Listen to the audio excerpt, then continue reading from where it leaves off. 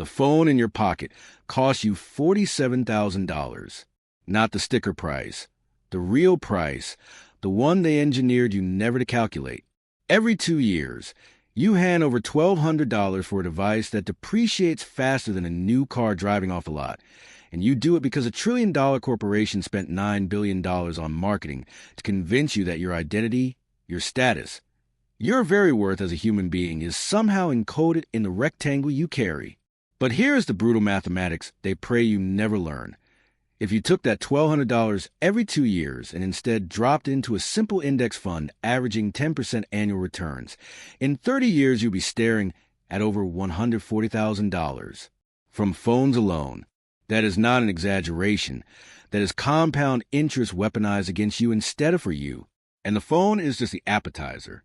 The car payment, the subscription stack, the furniture you finance at 0% because zero sounds like free, the wardrobe refresh every season because last year's clothes somehow became last year's you.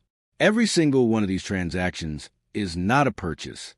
It is a signature on a contract that trades your future freedom for a present dopamine hit.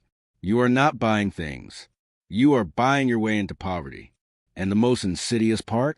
You were trained to do it since childhood. My name is Godwin. Today, I am pulling back the curtain on the machinery of consumerism, the precise mechanics of how American corporations have turned your spending habits into a pipeline that extracts your wealth, your time, and ultimately your freedom, and deposits it directly into shareholder value. This is not a lecture about budgeting. This is a deconstruction of a system designed to keep you on a treadmill, running harder every year, never quite reaching the finish line, because the finish line keeps moving. If you're the kind of person who values high-level financial clarity over the surface-level noise that dominates mainstream financial advice, you may want to join this network by subscribing. What we discuss here is not comfortable, but comfort has never built empires. Let's begin. The American economic machine runs on a single, elegant, and terrifying principle: the conversion of future labor into present consumption. This is not a conspiracy theory. This is the explicit business model of the consumer credit industry, the retail sector, and increasingly, the technology giants who have realized that subscription revenue is simply debt repackaged with better branding.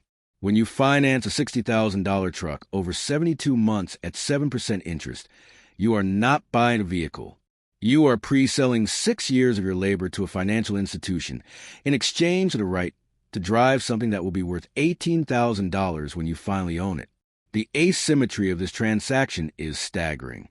The bank takes no risk because your credit score, that 3-digit number the system taught you to worship, serves as a predictor of your willingness to prioritize their payment over your own financial survival.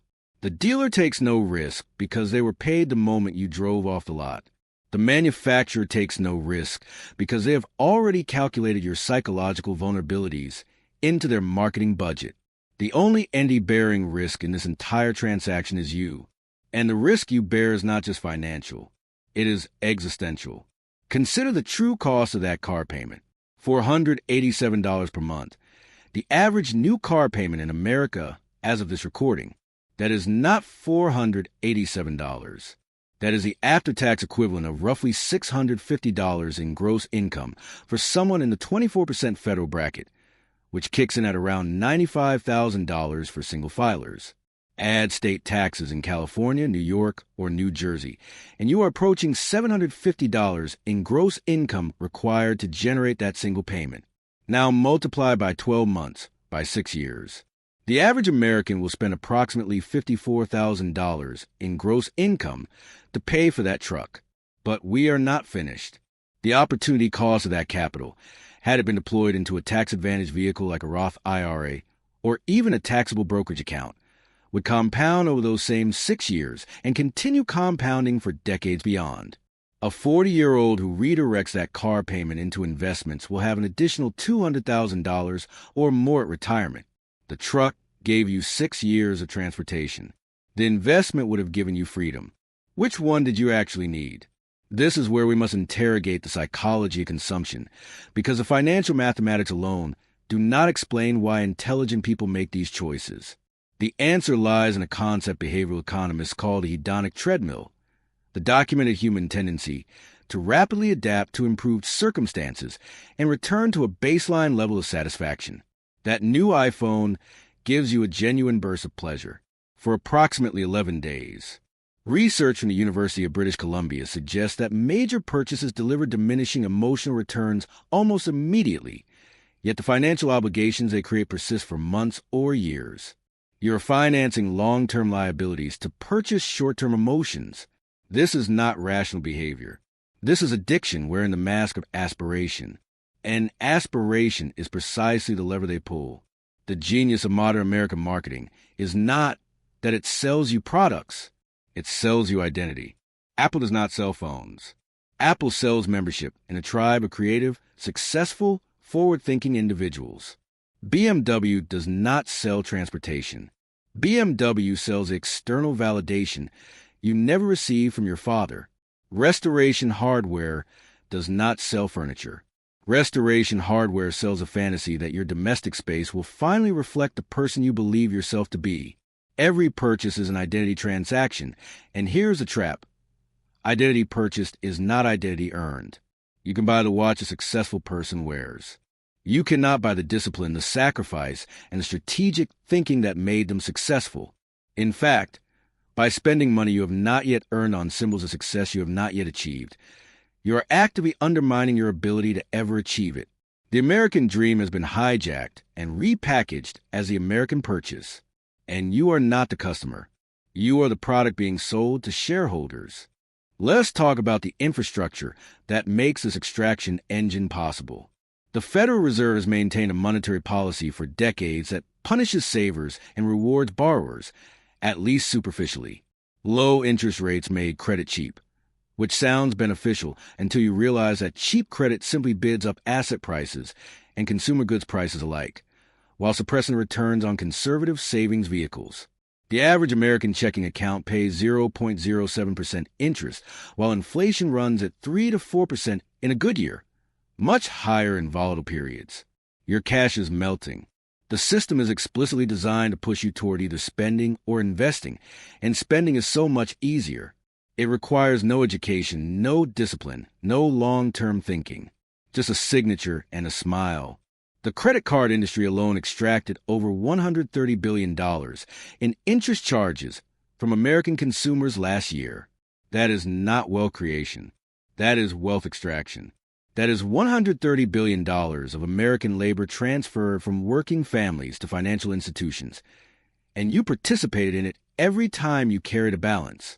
But there's another cost that dwarfs even the financial one, and that is the cost of optionality.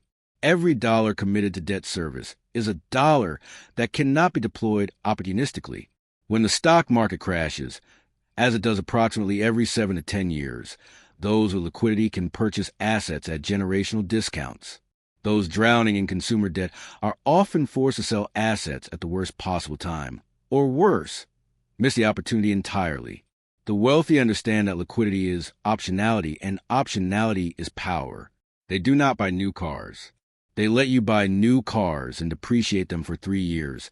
Then they purchase them from you at 40 cents on the dollar. They do not care about having the latest phone. They care about having the capital to acquire cash-flowing assets when fear paralyzes the masses. You are playing a different game than they are, using rules they wrote for you, while they operate by an entirely different playbook. The question you must ask yourself is uncomfortable but necessary. Who taught you to want what you want? Trace it back.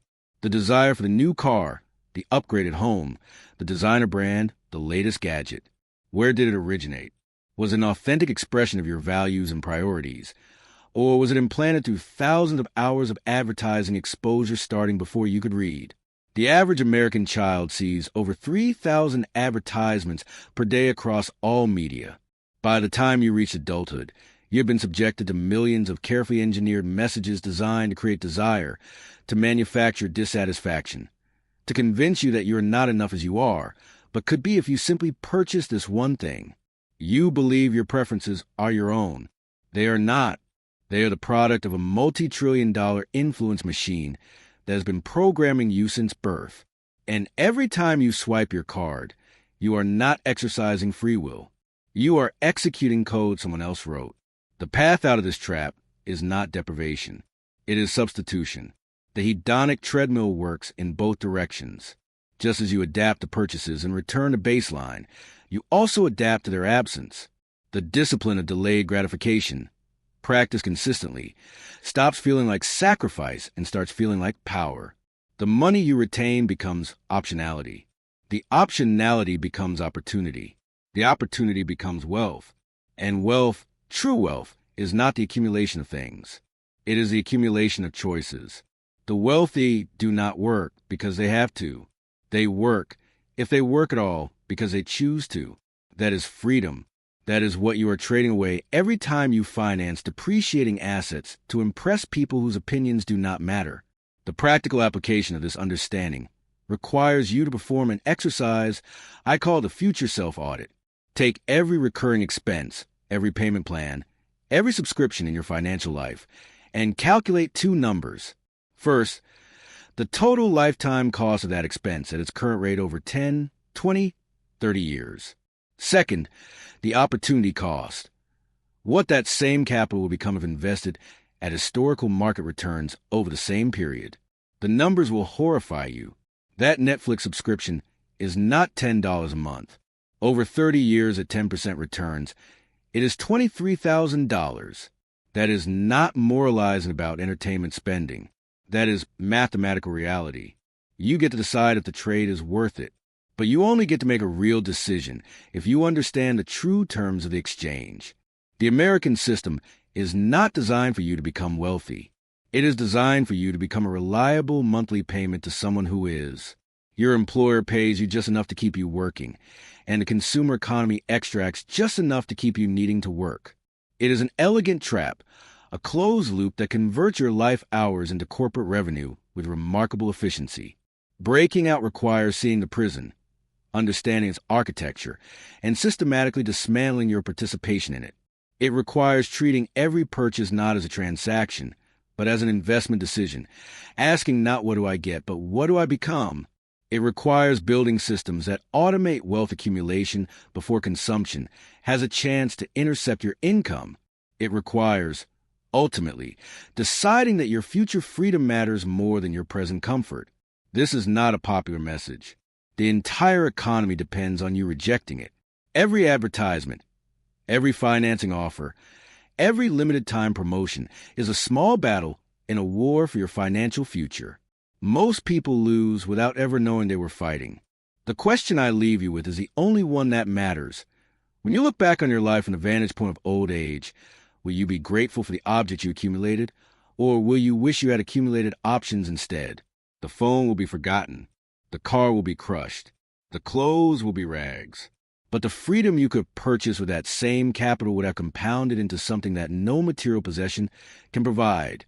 The ability to choose your own life. That is what they are really selling when they offer you easy financing. They are selling you the illusion of having while engineering the reality of owing. And as long as you keep buying, you will keep owing. And as long as you keep owing, you will never truly be free. The trap is elegant. The escape is simple. Whether you take, it is the only variable that matters.